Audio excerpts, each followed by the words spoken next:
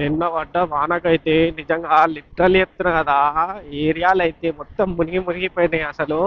అసలు మా మాల్ ముంగల కూడా ఆ ఫ్లైఓవర్ మీద మొత్తం వాటర్ నిండిపోయినాయి. ఐకియా ఫ్లైఓవర్ దగ్గర, మళ్ళీ ఇంకా ఏంది, దుర్గం చేరు, మల్లక్పేట ఏరియాలు అయితే ఘోరంగా ఘోరంగా అంటే అది నాకు ఆ వాటర్ వీడియోస్ చూడంగానే నాకు కేసీఆర్ సార్ ఒక డైలాగ్ గుర్తాడు కదా, అప్పట్లో అని చెప్పి ఒక డైలాగ్ ఉంటుంది కాదు, డైలాగ్ గుర్తుకొచ్చింది. మస్తు నవ్వుకున్నా. అబ్బా నిన్న నిజంగా ఇంత ఘోరం అసలు పడ్డ ఒక్క వానకి.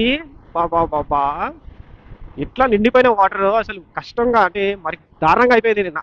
నయం ఇంకా మేము మాల్ ఉన్నాం కాబట్టి మాకు అసలు అర్థం కాలేదు వర్షం పడ్డదా ఎండ పడ్డదా. అది అబ్వియస్లీ నిజంగానే లోపల ఉంటే మనకు అర్థం కూడా కాదు అసలు వాన వచ్చిందా ఎండ వచ్చిందా ఏం తెలియదు. ఒకవేళ ఇండివిజువల్ స్టోర్స్ ఉంటే ఒకవేళ తెలుస్తుండే కనీసం, మా మాల్ లోపల కాబట్టి ఏం అర్థం కాదు. ఆ బయట అసలు ఏం కథ అవుతుంది ఏం మనకు తెలియదు. కానీ నిజంగా ఘోరంగా పడ్డది నిన్న దెబ్బకు వాన అయితే. అసలు ఎక్స్పెక్ట్ కూడా చేయలేదు అంతగానం వాన పడుతుందని చెప్పి. ఏదో జస్ట్ నేను నార్మల్గా బయటకు వచ్చి ఆ వర్షం పడుతుందేమో అనుకున్నాను, ఇంత ఘోరంగా పడుతుంది అనుకోలే. వానలు లేవు అనుకుంటా బాగానే గట్టిగా దంచి కొట్టింది. కానీ నిన్న వాన అయితే మస్తు అంటే మస్తు పడ్డది. హైలైట్ ఏంటంటే నిన్న 4 o'clock నుంచి నైట్ 10 o'clock వరకు వాన ఫుల్ పడ్డది.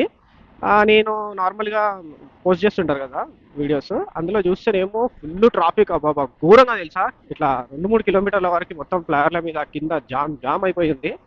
మళ్ళీ నేను నిన్న నైట్ 10 o'clock బయలుదేరితే అసలు రోడ్ ఎంత సుంసం అయిపోయింది. దెబ్బకి ఎక్కడోళ్ళు అక్కడ ఇంటికి కూడా వెళ్ళిపోయారు అప్పుడే. నేను షాక్ అయిపోయినా, ఇదేంటబ్బా అంత వర్షం పడి అంత ట్రాఫిక్ ఉండే చూస్తే దెబ్బకి ఒక్క మనుషులు లేరు.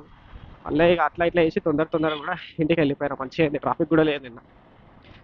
అమ్మో, ఇంకా నార్మల్ టైంలోనే ఇట్లా పోవాలంటే తలకాయ వస్తుంది. ఇక వర్షం పడ్డప్పుడు అయితే కథం ఇక గోవిందా గోవిందా.